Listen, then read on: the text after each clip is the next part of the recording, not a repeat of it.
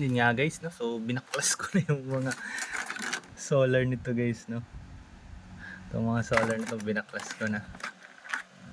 Ito yung mga sirang solar. May mga solar kasi sila na solar. Ito yung meron siyang battery, pwede mo i-charge ng 220 volts tsaka 12 volts. So meron din tong battery, old model. Hindi to masyadong nagamit kasi nabasa nalubog sa baha. So plan ko kunin yung mga panel nila, nasa 6 volts din siya guys, 6.5. So si-series ko lang.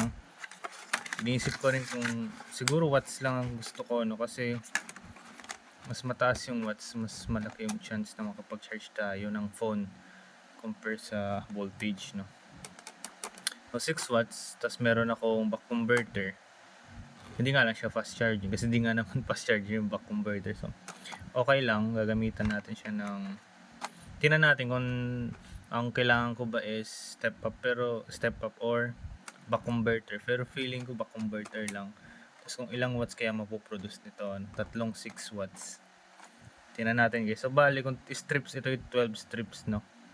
So nasa 36 strips to kung tignan natin. So 6 volts naman itong tatlo, i-series natin, no. So mag-update tayo kung makapag-charge nga ba tayo pag makorek ko na itong tatlo. Okay?